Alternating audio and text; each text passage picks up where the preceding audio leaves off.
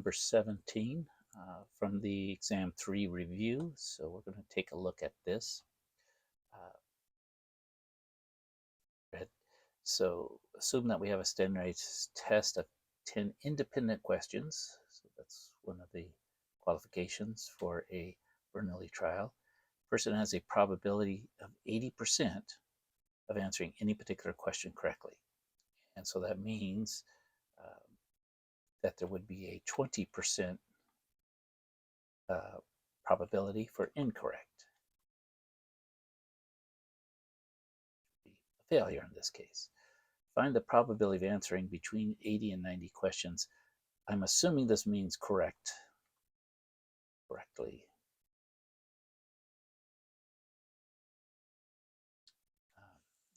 Yeah, you're going to answer them, aren't you? Answering between 80 to 90% correctly. Round your answers to 4 decimal places.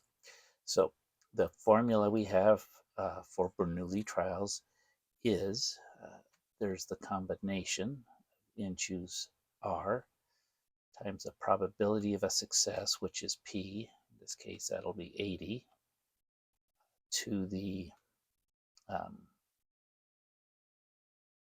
R power. Again, we're doing for a particular one.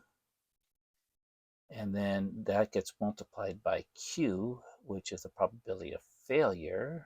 So Q in this case will be 20, and this will be N minus R, right? Because whatever's left over. So in this case, we have 100 questions. So we're going to set this up with 100. We are going to vary it, but let's just say for the first one. So this is between 80 and 90 questions. So that's 80 questions, or 81, or 82, or 83, or 84, or 85. We're going to have to list all these numbers. 86, 87, 88, 89, or 90. So we're going to have to calculate each of these.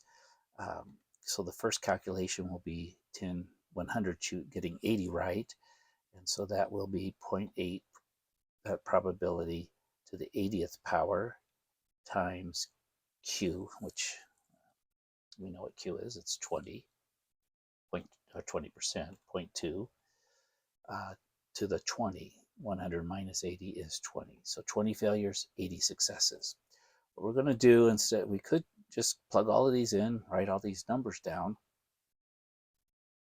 But what I'm going to do is I'm going to put this in my graphing calculator as Y1. I'm going to put in the combination of 100 choose X, and then so that'll calculate as we go. This will be 0.8 to the X, and we're going to jump to 80, where X is 80. That'll give us our answer.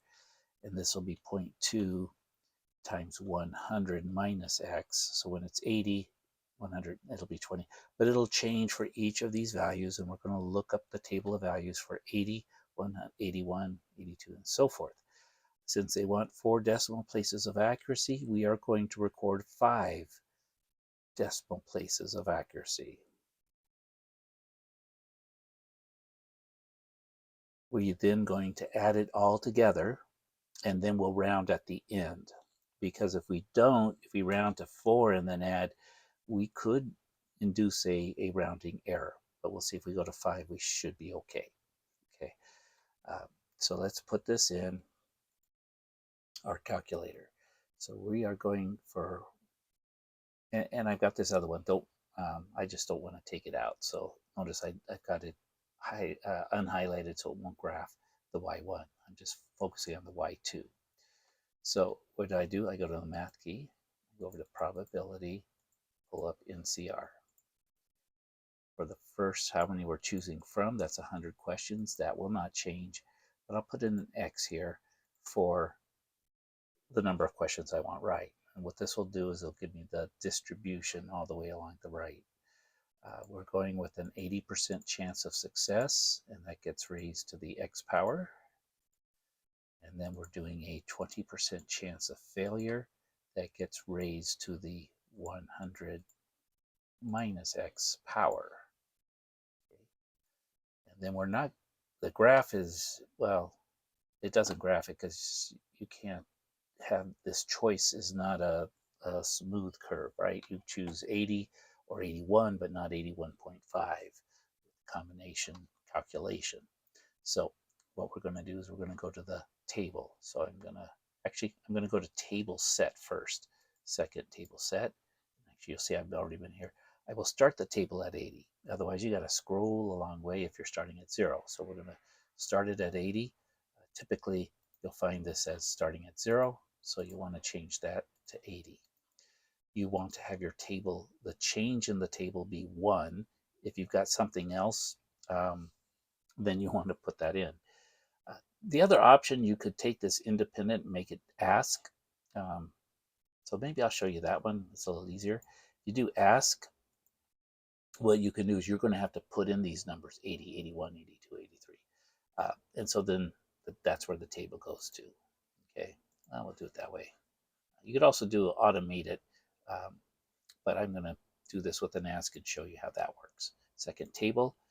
So it's now asking. We're going to go for 80, 81.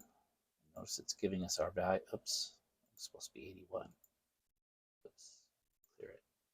81. So forth. You could enter all these in. Now that I've done it, I'm a little bored with that. Let's go to auto. Okay, but you could do, we're going to start at 80 because we need 80 to 90. If we maybe needed some random ones, we could do it.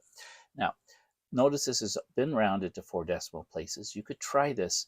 I already did, and I'm off from the answer by in the 4th decimal place. So I know we need to click over here and we can get to 5 decimal places. So those are the numbers we're going to write over here. Let me do this. I can keep both screens up. There we go. This is all we need to see. So I'm going to write these down here. So for 80, you do a little table. We're going to have to write down these 10 values, or is that 11? I think probably 11 values, and then add them all together. So this is going to be 0.9930. So, oh wait, I missed a 0 right from the start. And again, this is very error prone because there's so many numbers here.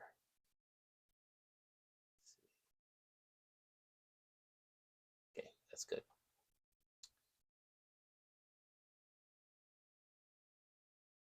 Come on. Okay. 0.993123 and I'll put the 0 because that's the 5th decimal place. And then I come back over here and I go down, and that's going to be 0.09807412345 1, 2, 3, 4, 5, 6. What's going on here? 1, 2, 3, 4, 5. Actually, I guess I just need to go there. I don't need this 4. Okay, so 5 decimal places. 82. 0.0908.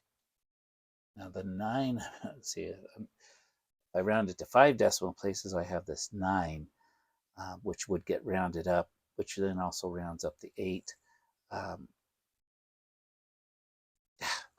Rounded to 5 decimal places. Okay, we should still round correctly.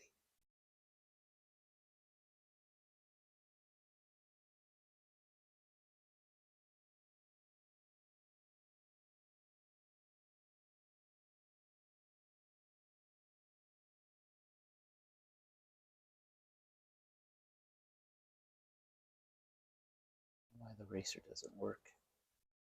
There, it works. Okay, so you can kind of see the tediousness of this. So we'll round that to 90. And I think we'll be okay, a little bit of rounding. This one is going to be 0.07885. So at the end, we'll round to 4 decimal places. 0.06383. 5 is 0.04 806.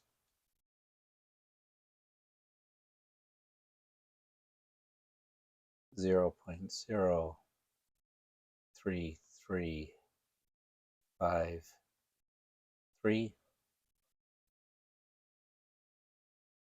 87 0.02158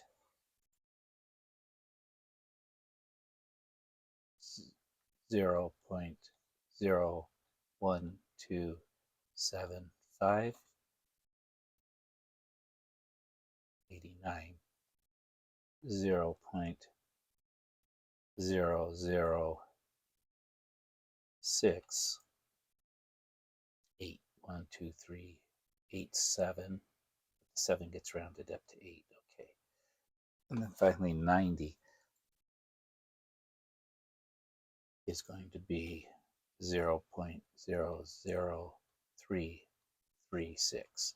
And now these are very small probabilities, right? Because these are percentages. So we start out at, getting an 80 is almost 10%, right? You could round that 10%, 10%, 10%.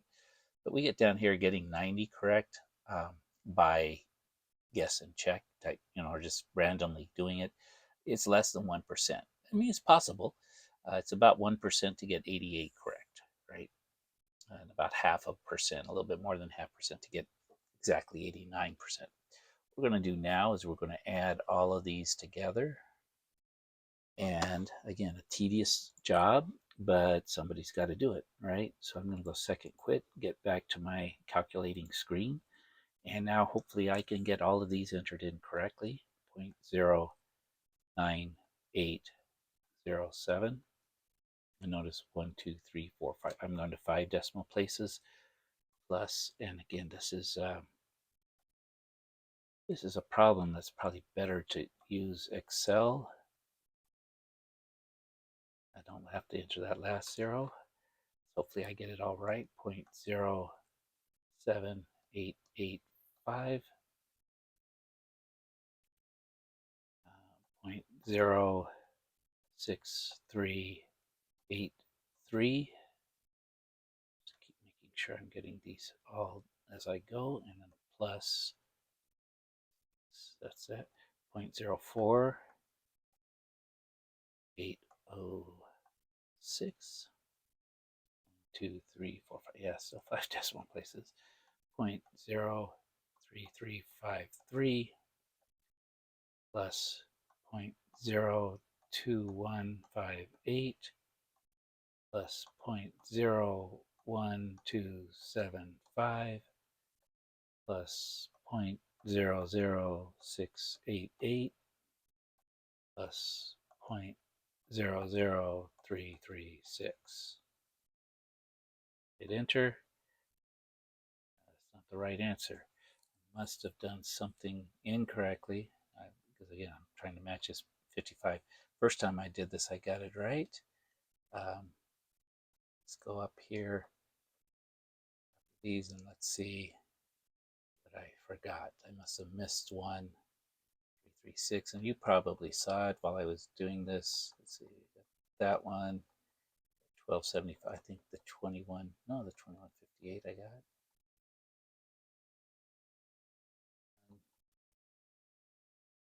58, that's there. 3353, 4806. Oops.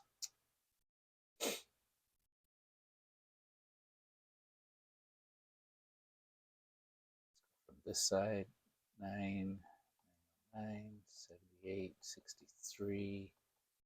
Looks like it. So I got 1, 2, 3, 4, 5, 6, 7, 8, 9, 10. Oh, I missed the one at the very beginning because of that underline, I think, right? I think that's the one I'm missing because I'm off by about 10%. Yeah, I started with that one. I forgot the one at 80. Okay, should have had 11. So again, it's maybe I shouldn't have put that underline, but anyway, watch this. We'll add that last one back in, or the first one that I missed, 0.09930, and we get 0.55711, so 0.5571, which happens to match with the answer at the end, 5571.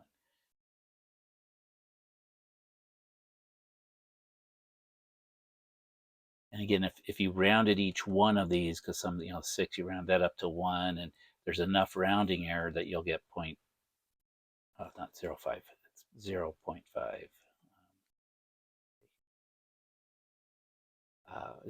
0.5571, you'll get 0.5572.